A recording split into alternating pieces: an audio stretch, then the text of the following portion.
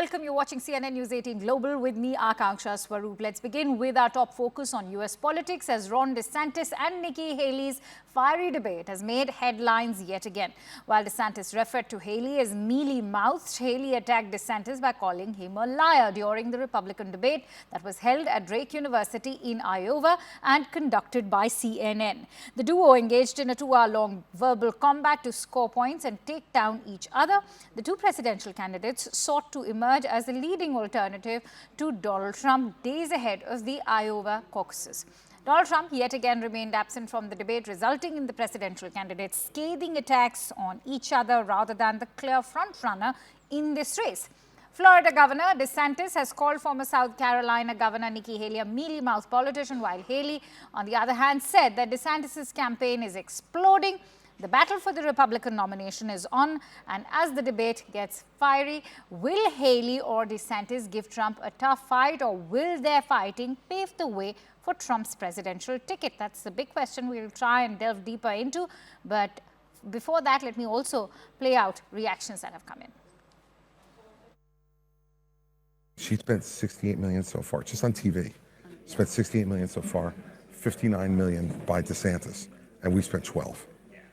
I mean, who's punching above their weight and who's getting a return on their investment, you know? And she's going to get smoked. And you and I both know it. She's not up to this. She hasn't even been. And she's still 20 points behind Trump in New Hampshire, right? Yeah. And, oh, yeah. And he's still going to carry Iowa, right? Yes. Always. I talked to DeSantis called me, petrified that I would. He's probably getting out after Iowa. Well, Ron DeSantis and Nikki Haley know that they're running out of time to change the trajectory of this race. And as a result, they really savaged each other. You know, we heard Nikki Haley call Ron DeSantis a liar more times than I can remember. She created a new website directing voters and viewers to that website that focused on his dishonesty, as she describes it. And DeSantis fought back, said that Haley is just basically focused on doing the bidding of her donors as opposed to serving the people. So they went after each other viciously, but they also went after Donald Trump in a way that we haven't quite seen before, right? Donald Trump, of course, was not on stage. He was invited, as the moderator Jake Tapper pointed out, but he declined to attend, as he has 6 times before. So both candidates had an opportunity to go after him. For the most part, so far in recent debates, they passed or didn't go super aggressively. That changed a bit tonight. All right, and with that, let me also introduce my guest today. I'm joined in by Ray Locker, who's a senior American journalist, joining me live on this newscast. Good to have you here, Ray. Let's begin with the tone and tenor of this entire debate. How do you weigh in on the last Republican presidential debate of the 2024 race before the Iowa caucuses? Well, it was bitter, which you can expect at this stage in a campaign just 5 days before the Iowa caucuses. But essentially, it's meaningless because the main frontrunner, Donald Trump, wasn't there. He has not deigned to appear in any of these debates, which gives the voters no chance to compare him face to face with the other candidates. Absolutely. Ray, who do you think is going to be a better fit for Iowa, DeSantis or Nikki Haley, especially considering DeSantis' own appeal to the evangelicals, who are an influential voting bloc in the state?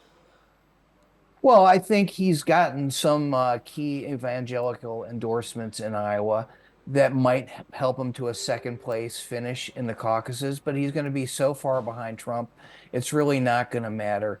And really, the winner of the Iowa caucuses rarely becomes the nominee or the president. I mean, in 2016, it was Ted Cruz. He went nowhere. In 2012, it was Rick Santorum after a long, confusing vote count. He didn't go anywhere. So, I mean, we're going to talk about this a lot. We'll see what happens on Monday. But in the end, I don't think it's going to mean much. That's how I want to ask you, what could the second contender mean for a Donald Trump at the Iowa caucuses especially? Well, you know, if Haley finishes second, then she goes into New Hampshire with a bit of momentum because she's doing well enough there to pose some kind of threat to Trump. And New Hampshire is a totally different environment than Iowa. Trump is not polling well in New Hampshire, particularly in the general election matchup.